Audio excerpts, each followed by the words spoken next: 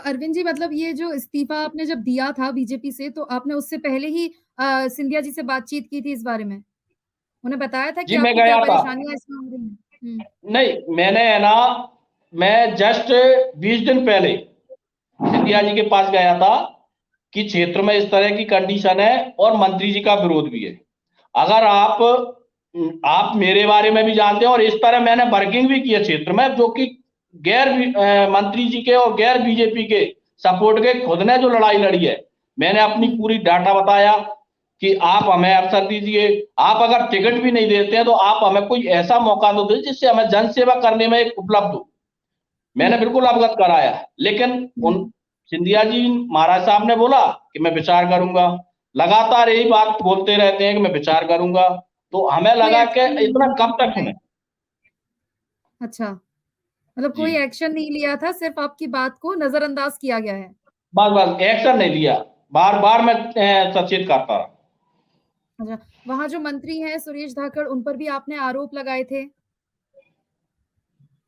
बिल्कुल आरोप है, उजागर है, साफ दिख रहे हैं। सौंदर्यीकरण के नाम पर इतना भव्य टेंट लगाते हैं, इतना मतलब पैसा खर्च करते हैं, इतने का तो लोकार्पण, इतना तो काम जैसे लाइट का एक लोकार्पण हुआ। मैंने देखा, हुँ, मुझे बड़ी इस बात को हंसी आई कि इतना पैसा खर्च लोकार्पण में ये कर रहे हैं, जे उसके उद्घाटन में इतना पैसा तो लाइट में नहीं लग रही। मतलब हुँ, ढिंढोरा ज्यादा पीटना, काम कम करना, ढिंढोरा ज्यादा पीटना, और बीजेपी में झूठ बोलना ज्यादा सिखाते। ये मैंने अच्छी तरह हुँ, बात भली बात ही देखा कि झूठ बोलो, जोर से बोलो, दम से बोलो, क्योंकि पब्लिक हुँ, है कि झूठ को कभी ना कभी मानेगी, लेकिन हमें ये पसंद नहीं। हुँ। अच्छा, आप 2020 में जब गए। जी, जी, बोलिए, बोलिए, आप पहले बोल लीजिए। नहीं, विकास की और बात बताऊंगा जी। तो मैंने एक उदाहरण दिया था, छर क्षेत्र में ठीक है। मेरा एक जिला पंचायत का एक सदस्य बना है गेंदालाल आदिवासी, जिसमें मैंने स्वयं का फोटो लगाया था उस समय बैलेट पे। क्षेत्र हुँ, में गया, लोगों ने बात विकास की क्षेत्र में देखा तो मतलब 1.5 घंटे में जा पाते हैं छर क्षेत्र में।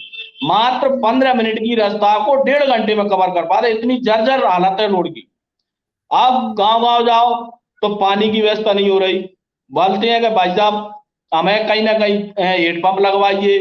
तो इतना बड़ा योजना ले आए हैं कि नल जल योजना। मुझे एक हुँ, बात बताओ कि लोगों को पानी की जरूरत आज है, इस योजना में आप 5 साल लगाओगे, तब तक पानी कैसे पिएगा पब्लिक?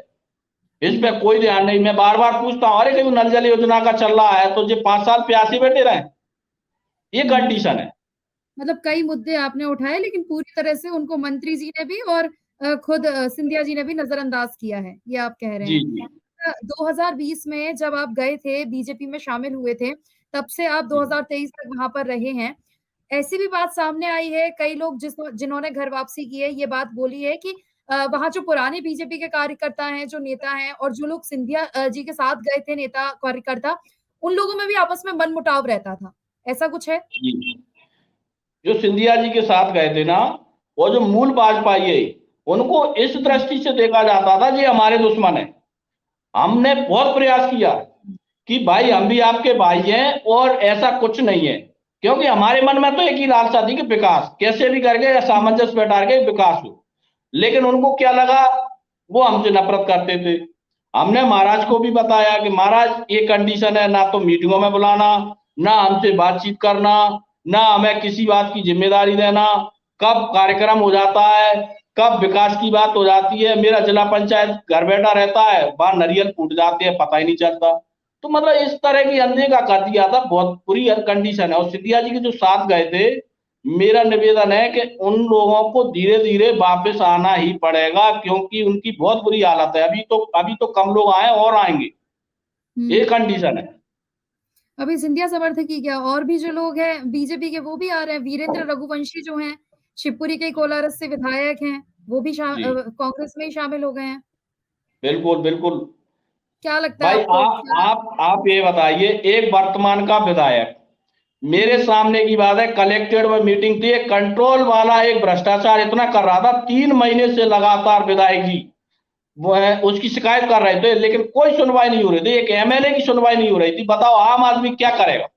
आम आदमी की तो कोई हुँ, सुनेगा ही नहीं, इतना भ्रष्टाचार। मेरे सामने की बात है, कलेक्टेड में मैं बैठा था उस समय। तो ये इस तरह उनके साथ एक अपदर्थ भाषा, उनको एक बिल्कुल सीमित कर दिया था, टूट चुके थे वे। इसलिए उन्होंने भी डिसीजन लिया कि क्या करें, कहीं ना कहीं लड़ाई तो लड़ सकते हैं, उन्होंने भी कदम उठाया। और मैं दावे के साथ कह रहा हूं कांग्रेस की सरकार भी बनेगी और कांग्रेस की सरकार बना के रहेंगे।